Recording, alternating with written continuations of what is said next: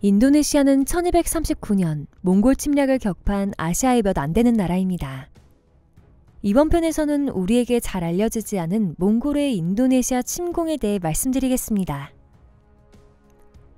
원나라를 세운 쿠빌라이는 1279년에 남송을 멸망시킨 뒤 한창 기세를 올리며 아시아를 휩쓸고 있었습니다. 쿠빌라이는 동남아시아에 대한 지배권을 확보하려고 각지에 사절단을 보냈습니다. 그때 인도네시아에선 싱하사리 왕조가 세력을 확장해 해상 패권을 장악하고 있었는데 쿠빌라이는 인도네시아에도 사신을 보내 조공을 바치라고 요구했습니다. 당시 인도네시아의 왕은 케르타네가라였습니다. 케르타네가라는 싱하사리 왕조의 5번째 통치자로 수마트라 섬까지 영역을 확장한 강력한 통치자였습니다. 1280년 쿠빌라이 칸은 첫 번째 사절을 보냈지만 거절당했고 1281년 또 다른 사절을 보냅니다. 그리고 8년 후인 1289년 마지막 사절을 보내 조공을 바치라고 요구했습니다. 자존심이 강한 케르타네가라는 대답 대신 몽골 사신의 얼굴을 달군 쇠로 지지고 귀를 잘라 원나라로 돌려보내라고 했습니다. 이것은 도둑질을 한 범죄자한테 하는 형벌이었는데 몽골의 사신이 남의 나라 재산을 빼앗으려는 도둑과 다를 바 없다고 여기고 사신에게 그대로 한 것입니다. 얼굴이 엉망이 된 몽골 사신이 도착하자 쿠빌라이는 분노하여 군대를 일으킵니다. 조그만 섬나라가 칸의 사제를 이렇게 모욕하다니 참을 수 없다. 자바섬은 더운 곳이니 더운 지역에 살았던 정복한 남송인을 주축으로 군대를 구성하고 자바를 점령하라. 몽골군은 대부분이 정복한 남송인으로 구성된 3만 명의 병력과 함선 1000척의 큰 규모로 인도네시아를 정벌하려고 합니다. 이때 쿠빌라이 칸은 10여 년 전 고려와 연합군을 편성해 1274년과 1281년 두 차례에 걸쳐 일본을 침공했지만 실패했고 일본 침공에 실패한 지 10여 년 후에 인도네시아를 침공하려고 하는 것이었습니다. 한편 인도네시아에서는 생각지 못한 일이 벌어지게 됩니다. 케르타네가라는 자바섬의 모든 지역을 점령하여 지배하고 있었지만 가장 큰 족장 중 하나인 크디리의 영주 자야카 왕이 기회를 보다가 반란을 일으켰습니다. 몽골의 침공을 준비하던 케르타네가라는 어리석게도 수도를 비워둔 채 전군을 동원해 수마트라 섬을 공격하러 간 사이 기회를 누리던 자야카 왕은 텅 비어버린 싱하사리 왕국의 수도를 공격해 많은 궁녀를 죽이고 스스로 자바의 통치자가 되었다고 선언합니다. 케르타네가라는 급하게 돌아와 반란군과 싸웠지만 패배하여 사로잡혔습니다. 자야카 왕은 포로로 잡은 케르타네가라를 죽여버리고 크디리 왕국을 세웠습니다.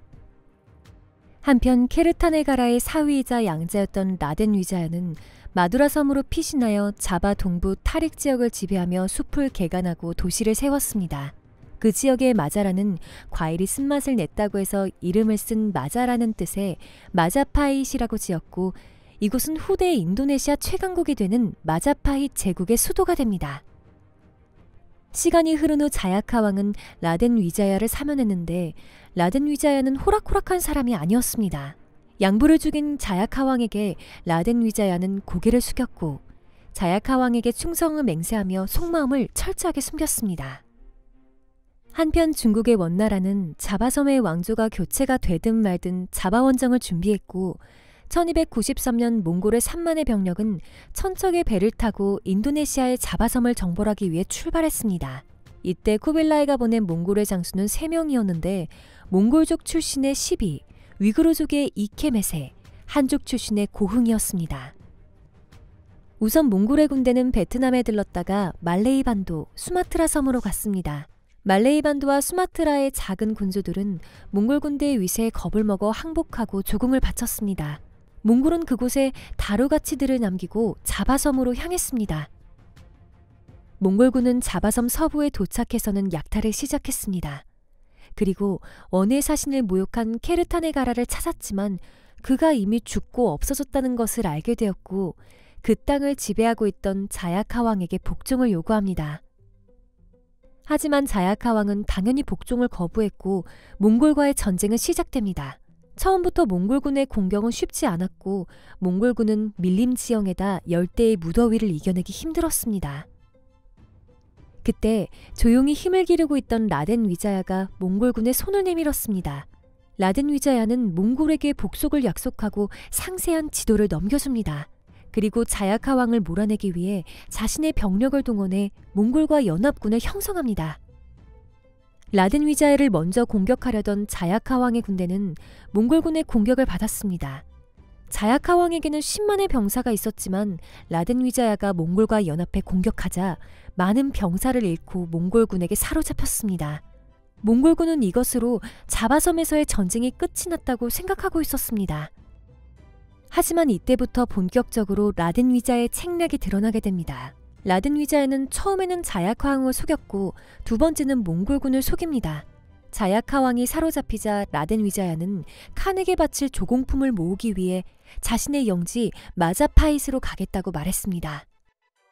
이때 3명의 몽골 장수 중에 몽골족 출신의 시비와 위구르족의 이케메세는 라덴 위자야에게 다녀오라고 했습니다. 하지만 한족 출신인 고흥만은 믿지 않았고 라덴 위자야를 마자파잇으로 보내면 다른 마음을 가질 것이라고 두 장군에게 경고했습니다. 하지만 몽골족과 위구르족 장군의 힘이 더 세였기 때문에 한족 장군의 주장은 전혀 먹혀들어가지 않았습니다. 게다가 라덴 위자야는 조공품이 많으니 무장을 하지 않는 것이 좋을 것 같습니다. 라고 말하며 두 장군을 또 속였습니다. 이렇게 해서 200명의 비무장 몽골군은 조공을 받기 위해 마자파잇으로 가게 됩니다.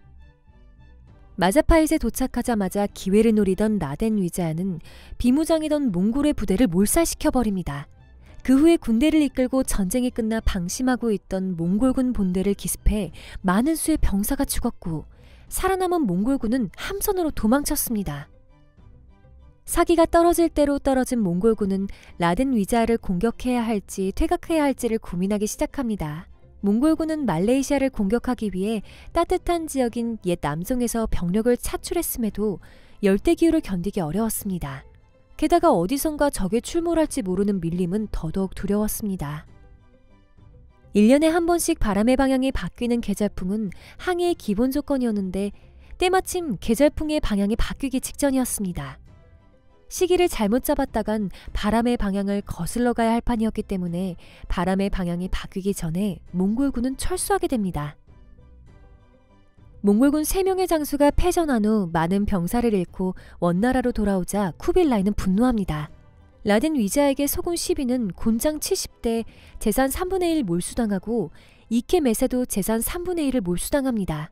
라덴 위자야의 속임수를 경고했던 고흥만은 금 50냥의 상금을 받게 되었습니다.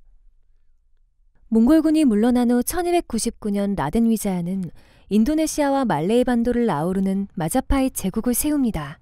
게다가 14세기의 마자파잇 제국은 동남아, 인도, 아라비아, 투르크와 이집트, 베네치아까지 이어지는 거대한 해상교역 루트를 잇는 강대한 제국으로 부상합니다. 몽골군은 일본 원정이 실패한 데 이어 10여 년 후 인도네시아의 해전까지 모두 실패하게 되었고 그 후 몽골은 대륙 지배에 전념하게 되었습니다.